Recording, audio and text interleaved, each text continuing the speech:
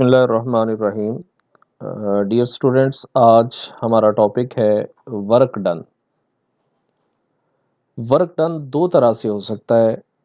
एक उस वक्त जब फोर्स कांस्टेंट हो, और नंबर टू जब फोर्स जो है वो वेरिएबल हो।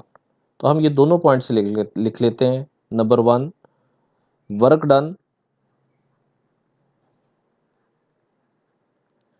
With constant force.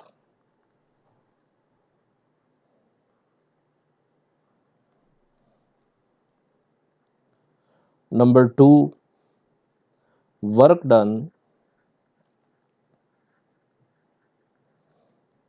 By variable force.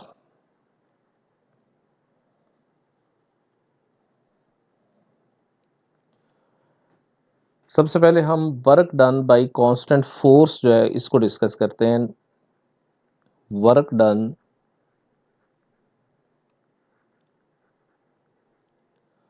with constant force।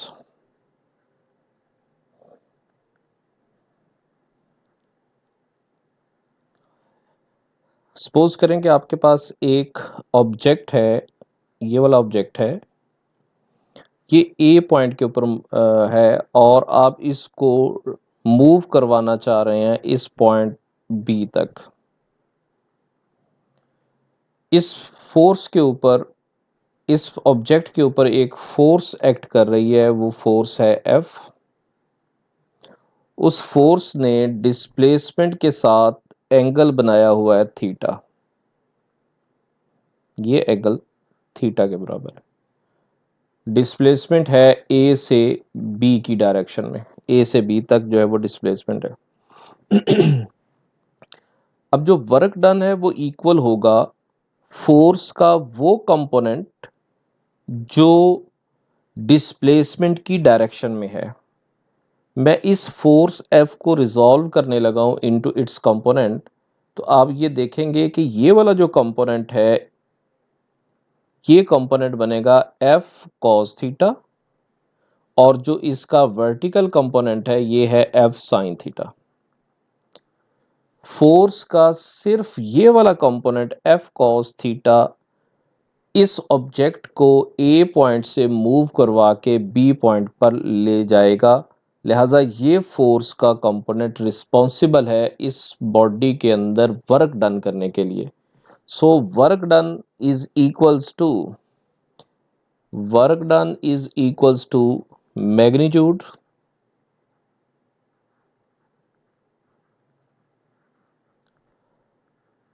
of displacement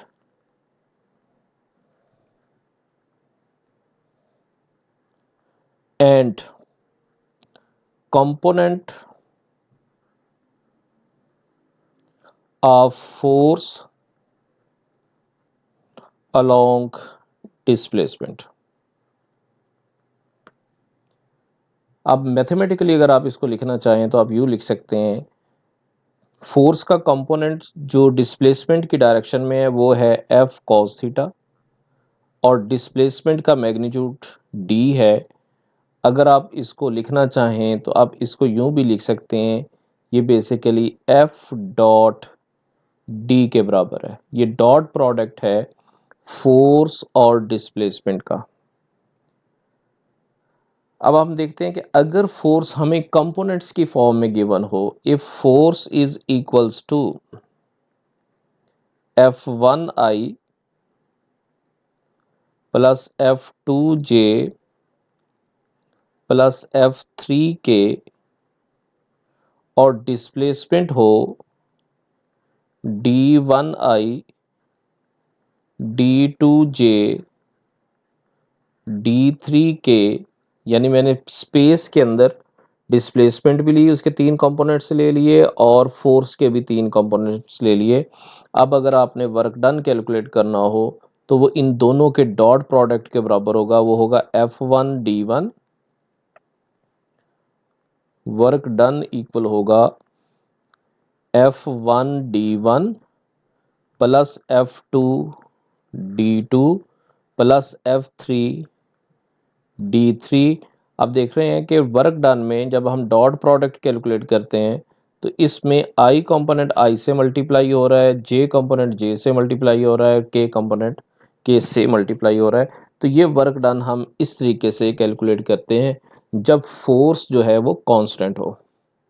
लेकिन अगर फोर्स कांस्टेंट नहीं है बल्कि एक वेरिएबल है, तो वो फोर्स में तब हम वर्क डन किस तरह कैलकुलेट करेंगे वो हम डिस्कस करते हैं। When force is variable. इसके लिए हम एक एग्जांपल लेते हैं। लेट्स सपोज हमारे पास ये दो पॉइंट्स हैं, ये पॉइंट ए है और यहां हम पॉइंट ले लेते हैं बी। हम एक बॉडी को ए पॉइंट से बी पॉइंट तक लेके जाना चाह रहे हैं और हम देखना चाह रहे हैं कि कितना वर्क डन जो है वो कैलकुलेट होगा जबकि वेरिएबल फोर्स जो है वो वेरिएबल है, कांस्टेंट नहीं है। लेट्स सपोज हम इस पाथ के थ्रू बी पॉइंट पे पहुंच रहे हैं, ए से बी तक पहुंच रहे हैं और फोर्स जो है वो वेरिएबल है। तो सबसे पहले हम इस टोटल डिस्टेंस को इक्वल इंटरवल्स में डिवाइड करेंगे, स्मॉल इंटरवल्स में डिवाइड करेंगे। लेट्स सपोज मैं कहता हूँ ए से ए वन तक एक हो गया, फिर यहाँ पे ये ए टू है, ये ए थ्री है and so on, A three four five और लास्ट पे ये वाला point A N minus one है और जो लास्ट पॉइंट बी है इसको मैं कह देता हूँ ये ए एन है। ए सबसे पहले मैं वर्क डन कैलकुलेट करना चाह रहा हूँ ए से ए वन तक। अगर मैं यहाँ पे देखूँ तो कि यहाँ पे फोर्स जो है वो F1 है। इस फोर्स F1 ने डिस्प्लेसमेंट के साथ एंगल बनाया थीटा वन और डिस्प्लेसमेंट जो है वो D1 है। सिमिलरली यहाँ जो फोर्स अप्लाई होगी वो F2 है और डिस्प्लेसमेंट यहाँ पे जो डिस्प्लेसमेंट होगी वो D2 के बराबर है। एंगल जो है वो बनेगा थीटा टू। अगर मैं वर्क डन कैलकुलेट करूं ए से ए वन तक, इस वर्क डन को मैं W1 कह दूं तो W1 इक्वल होगा F1 D1। मैंने इसके इंटरवल इस तरह के बनाए हैं कि फोर्स जो है वो पूरे इंटरवल में मुझे कांस्टेंट फील हो, क्योंकि कांस्टेंट से फोर्स के साथ वर्क डन कैलकुलेट करना मैंने सीख लिया है। मैं ये अज्यूम करता हूँ कि ए से ए वन इंटरवल के दरमियान जितनी फोर्स है उतनी ही फोर्स ए वन से ए टू तक है, वही फोर्स ए टू से ए थ्री तक है। डेफिनेट बात है कि ऐसा नहीं होगा, फोर्स हर पॉइंट के ऊपर चेंज होगी, लेकिन ये मैं अज्यूम कर रहा हूँ कि हर पॉइंट के ऊपर हर इंटरवल में जो मैंने पैचेस बनाए हैं, छोटे छोटे इंटरवल्स बनाए हैं, इन इंटरवल्स में फोर्स जो है वो कांस्टेंट रहती है। इसलिए कांस्टेंट फोर्स वाला ही मैं फार्मूला यहाँ पे यूज कर रहा हूँ। इसलिए मैंने यहाँ पे लिखा है F1 डॉट D1। तो ज़ाहिर है ये इक्वल होगा F1 D1 cos θ1।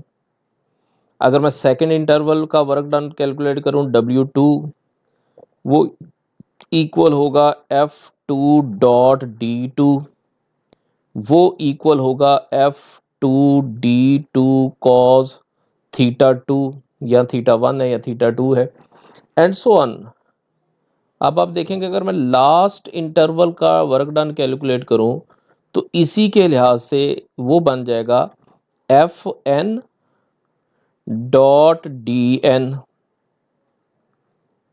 फार्मूला उसका बनेगा Fn.Dn cos θn।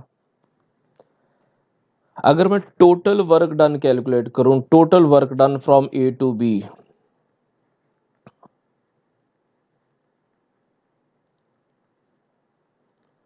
Total work done जो है वो इक्वल होगा, मैं इन तमाम पैचेस के जो वर्क डन है उन सब को मैं ऐड कर लेता हूं। This can be written as W equals to, W1 जो है वो है F1 डॉट D1, W2 बराबर है F2 dot D2। At last interval में जो वर्क डन था वो था Fn dot Dn।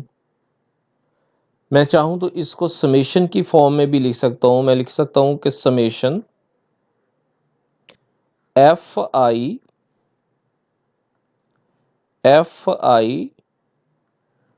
Dot Di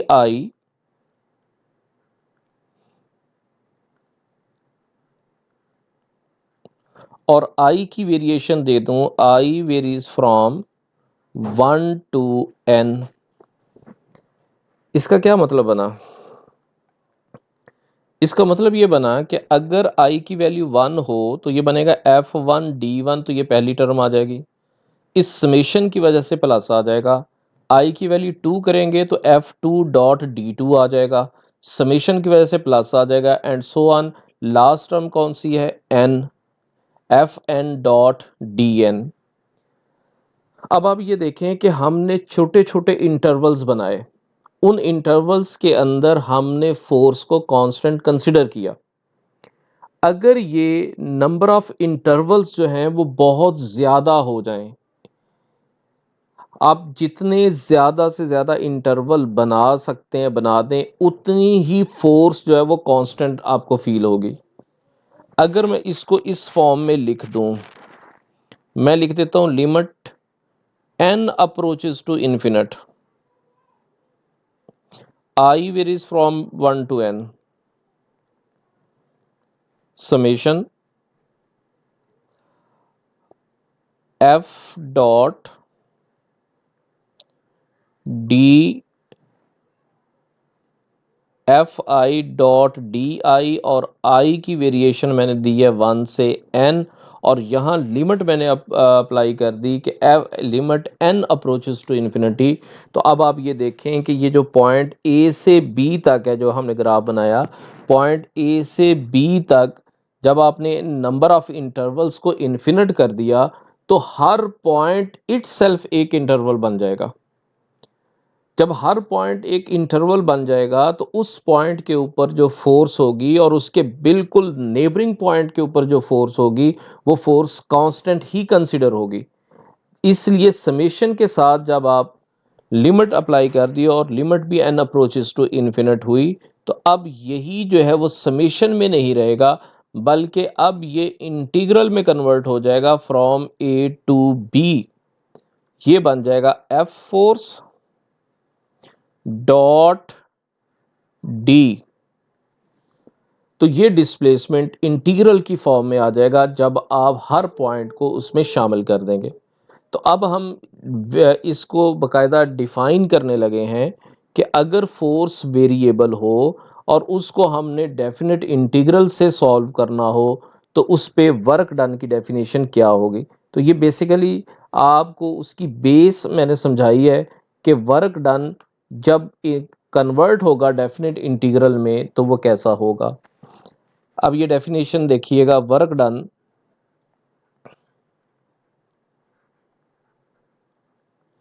by a variable force।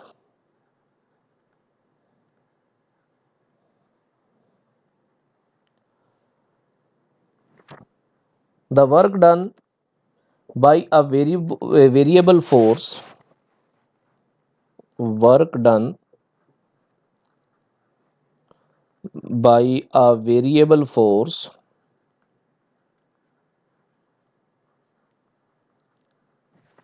acting on a particle,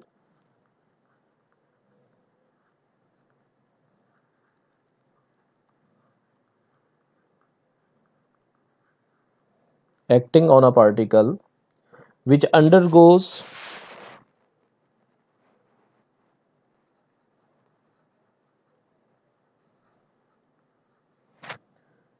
a finite displacement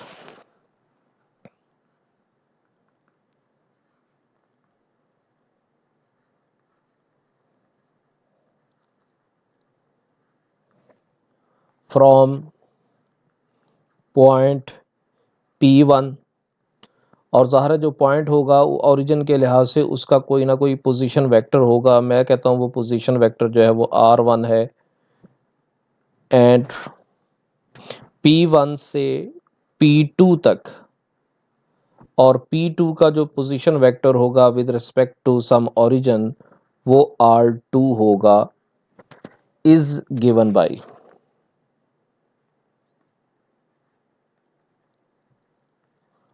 ये वर्क डन जो है ये इक्वल होगा W equals to integral P1 to P2 F dot D R जो है वो उसकी डिस्प्लेसमेंट है, या उसको डी से डिनोट कर दें, डी आर से डिनोट कर दें। आप यूं भी लिख सकते हैं ये इंटीग्रल R1 से R2 तक F डॉट डी आर। तो R1 और R2 जो है वो पोजीशन वेक्टर हैं, where D R is an infinitesimal displacement where dr is an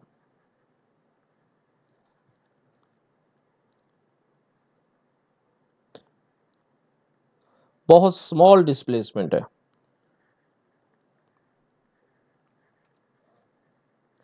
infinitesimal displacement which occurs in time delta t।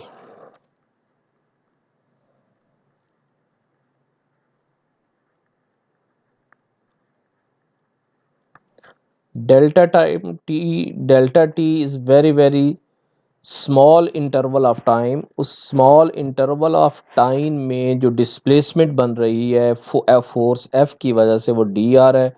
सो इस डेफिनेट इंटीग्रल की मदद से जब भी फोर्स हमारे पास वेरिएबल फोर्स होगी और हमने वर्क डन कैलकुलेट करना होगा, तब हम ये डेफिनेट इंटीग्रल का रूल अप्लाई करेंगे और हमारे फोर्स जो है वो वर्क डन जो है वो कैलकुलेट हो जाएगा।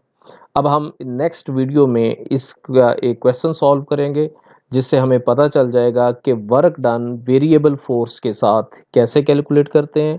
नंबर 2, हमें ये भी पता चल जाएगा कि फोर्स को कैसे चेक किया जाए कि वो गिवन फोर्स जो है वो वेरिएबल है। तो ये नेक्स्ट वीडियो में आप इसको देख सकते हैं। Thank you.